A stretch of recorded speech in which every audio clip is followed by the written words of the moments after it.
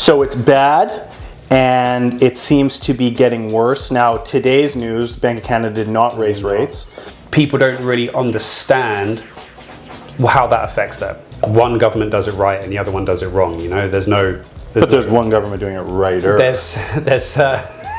The more I go into this, the more angry I get, and the more unhealthy it is for my mental health. See, even I can't believe I even gave you that Obama segue into that. understands that I have things to say.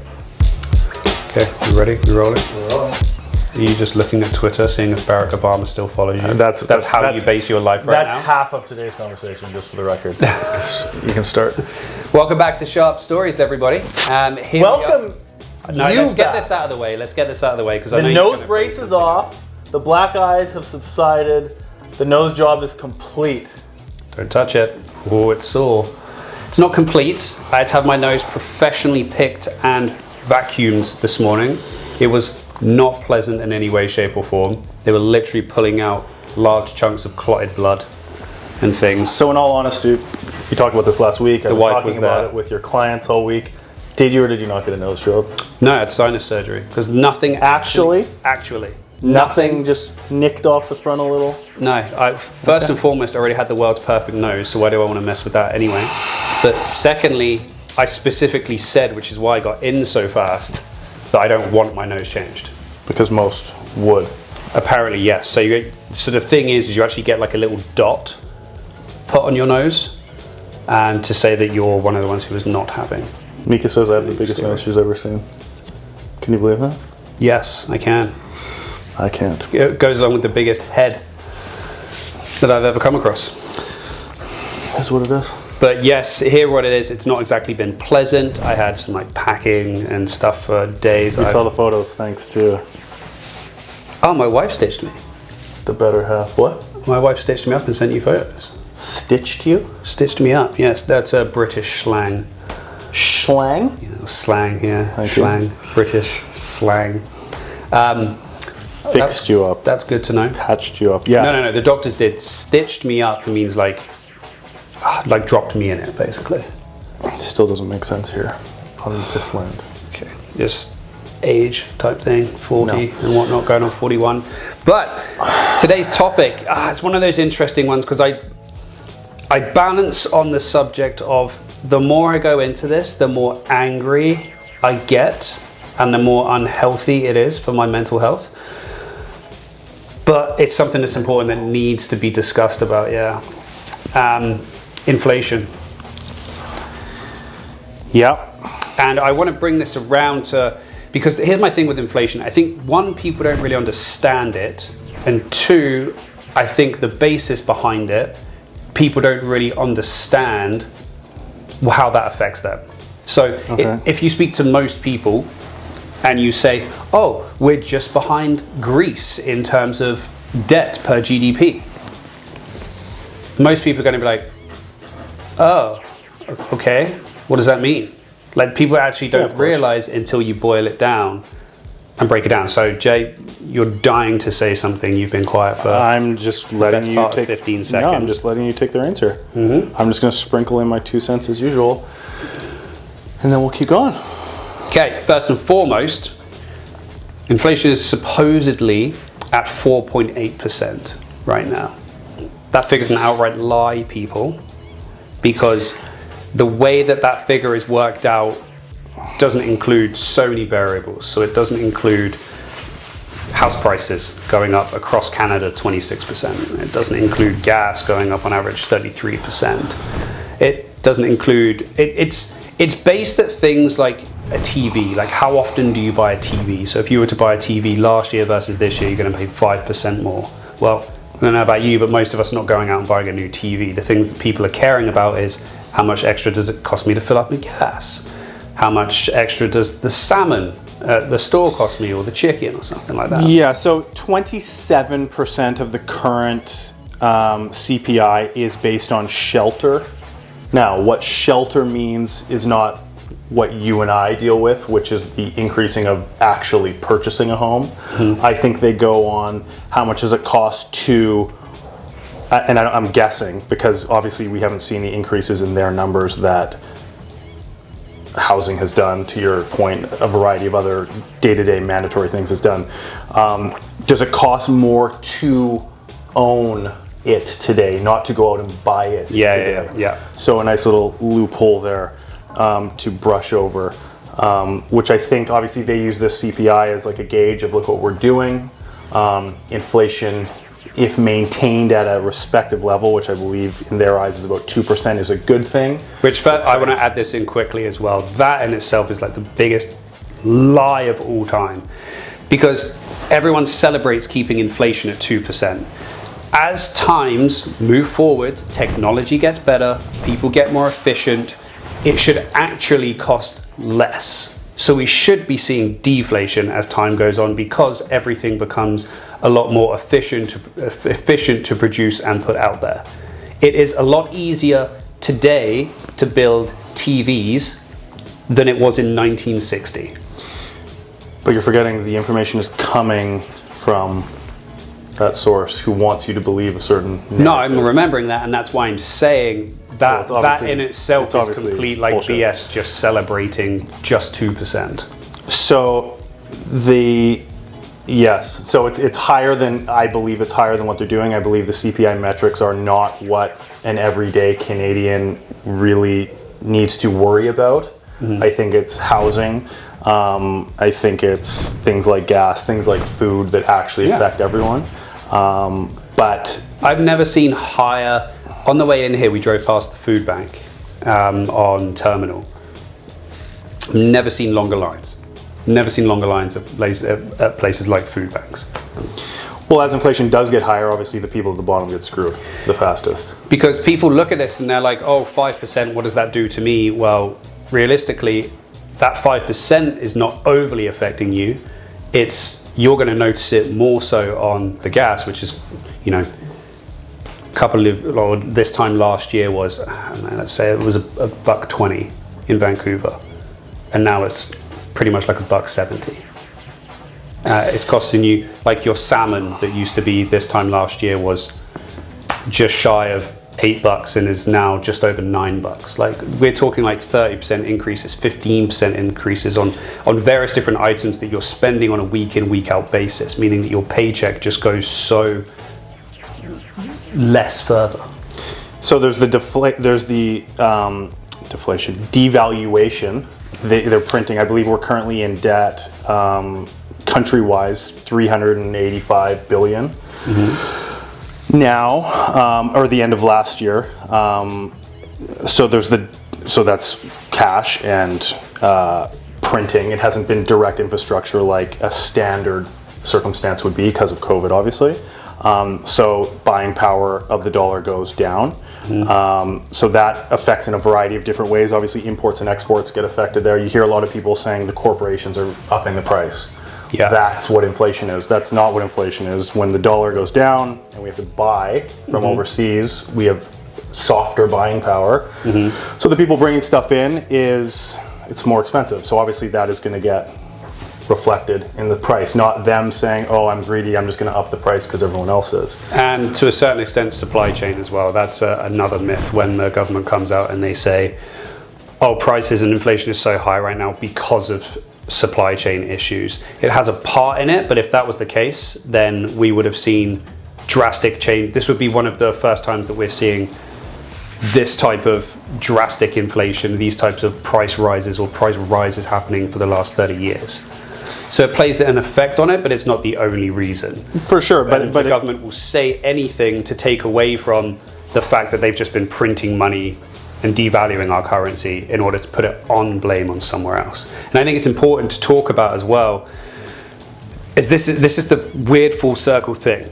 And this is no disrespect to any Liberal or NDP voters out there, but it's typically a lot of, I don't even want to say lower income households, but a lot of those type of voters who end up actually shafting themselves. Because they vote for Liberals and NDP and all of these platforms and whatnot, which is fantastic. It's morally right, but there's so much spending that comes with that.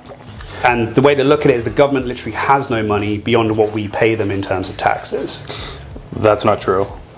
because they can create money. Well, okay, so that's it. So beyond what we pay them in terms of taxes, when that goes beyond what we pay them, they have to then print money and make money themselves, which devalues everything. And the way that they recuperate that money is either cuts, which, I mean, these platforms, based on what was said, cuts are not going to be spoken about, or tax hikes. And it's always going to be tax hikes. No, well, not always going to be tax hikes, but a large time, it's very rare that you're not going to see any tax hikes. For sure. So the current government, yes, got in saying we're going to build, we're going to go into debt. That was kind of blatant, based on infrastructure and all this, and they obviously, to whatever degree, have done infrastructure and now Well, it's COVID. their platform, right? Of course. So that's no surprise to voters of said group. But of course, the money has to come from somewhere. But paying it back, basically the tax base only has to cover the interest on the loan. Like, look at the states, I don't even know, 20 trillion or something. Mm-hmm. That can go on in perpetuity. All they have to do is have the tax base cover the interest on the loan. And if they can't, then they raise the debt ceiling and do what they do. So they're technically bankrupt if they were a normal company, but of course they're not. Here, interest rates go up, to your point, and then the government debt interest goes up. Now that has to be covered. To your point, they're not going to spend less.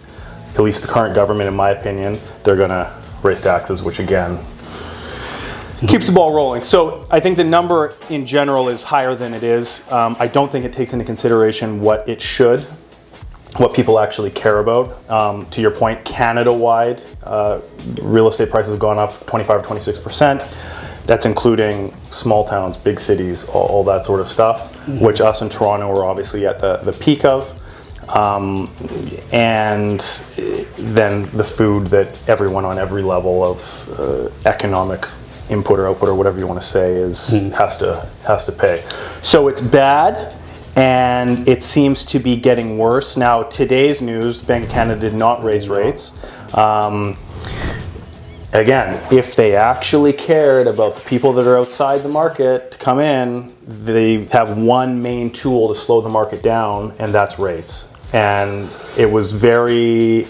Well, I thought common sense that they would raise it because they actually claim that they care, but clearly actions speak louder than words. I think they're just going to follow the states in March, personally. But don't forget as well that the government profits from higher inflation because the cost of goods goes up. They're still charging taxes on those increased costs of good. And they're still making money that way. So why inflation takes place, if they can create money, create credit, and in this circumstance, this environment, they're giving it out. All those people with their hands out get more money, devalues, they get votes, the government was so good to me, and it's a whole bigger picture, bigger than us, sir. And that's why it's interesting, because so many people talk about, oh, this is where our debt is, this is where we are on the world scale, and that's where I mean, where a lot of people don't realize what all of these things happen. So that the latest election was what, 650 million?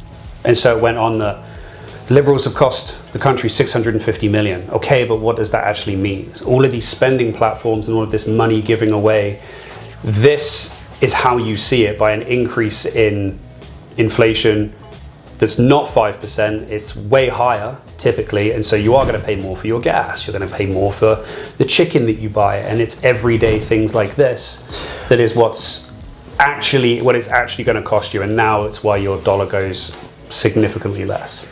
But also, gas, for example, is like 80% tax. So they add another tax for the carbon tax. Okay, that's more money in their pocket, but obviously there's no less carbon. People aren't like, no, we're not going to drive to work anymore, we're going to take the bus. It's not going to happen. At least kind of under $2 a liter gas. And we read last night, looking into this, they paid $18.5 billion last year to import oil, when we're the third largest reserve holder of oil in the world. So there's more metrics beyond that. How much does it cost to get our oil out of the ground? Is it cheaper just to buy it from the States? Blah, blah, blah. And I think in the same time, if it's more expensive to get it out here, we can just buy it from the States for cheaper, and he can say, look, I'm being more green, earth friendly. This is my narrative, blah, blah, blah. So again, there's layers to this stuff, but the gas thing is just tax, 80%. Well, of course, it's the government essentially needing to get their own. And the sad thing about it is this is not just one government does it right and the other one does it wrong. You know, there's no But there's one government doing it right. Or there's exactly. It's the lesser of the evils. Okay. You don't need three guesses to that. So the interest rate thing I think was really interesting because one of the biggest things that each party was talking about was making homes more affordable and just swinging. I know what they're trying to say, and I know what will be said. We've kept interest rates low because we know demand is up, and we want Canadians to be able to purchase their own homes with less interest rates. But that's a complete lie because demand is so far up that everything's multiple bidding right now. Anyway, it's already out of control. You need to control the housing market. I mean, we're realtors, for example, and I think everyone thinks that we just want the market to continuously stay like this. And that's not the case at all. So I'm not surprised by that at all. Well, it comes back. I think it's actions speak louder than words. They say the government has made it very obvious since COVID that they want to keep housing up. Mm-hmm. You feel rich if your house is worth more on paper. Assessments have gone up. You can borrow against equity based on these assessments, blah, blah, blah. So lending has gone through the roof. Interest rates are cheap. And it sounded like it's definitely gotten to a point here, same with Toronto, that obviously everything's, like you're saying, multiple. A lot of people can't afford to move because it's too expensive. You sell and now you can't buy up. So the market is crazy, and it sounded like they actually wanted to tone things down. And the biggest... Feel free to grab that. The biggest tool in their tool belt is rates. Mm-hmm. So it's like, again, actions speak louder than words. If your wife says, I'm never going to cheat on you, and then she goes out and cheated on you, she says, no, I'm never going to do it again, actions spoke louder than words, clearly. That's a prime example. So it's the same blatant thing. They're not raising rates, so they don't truly care, and it's just more... It's just playing the game. It's just mist. It's just mist in the air, there's noise. I think we could go and rant on about this for hours, but I think that feels pretty like 2 much hours. I think that pretty much sums it up. We wanted to make it more relatable to how everyday people are actually suffering from this inflation, as opposed to just hearing these numbers that you don't really understand how that relates to your pocket in particular.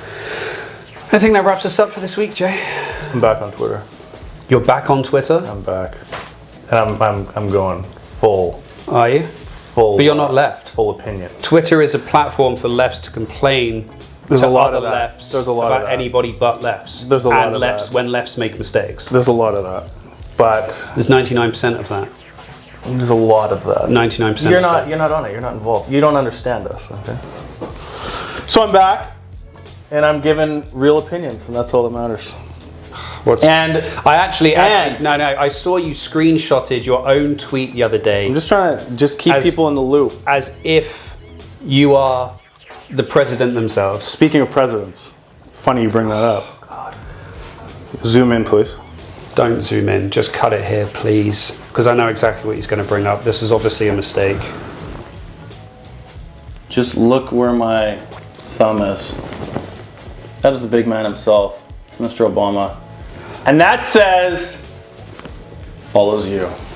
see, even I can't believe I even gave Mr. you that Obama segue into that. understands that I have things to say, and he needs to listen. And his eyes and ears are open to my Twitter account, which I started in 2008. Back when it started, you were probably still in elementary school. I quit, 5-year hiatus. I went to video, but now I'm back to text. At J McInnes. That's all I need to know. That's all you need to know, I should say. Obama knows, now you know, now the people know. I have nothing to say. Let's just end this here. Thank you, everybody. Thank you. Perfect ending. Jay. See you next week. Or I'll see you on Twitter.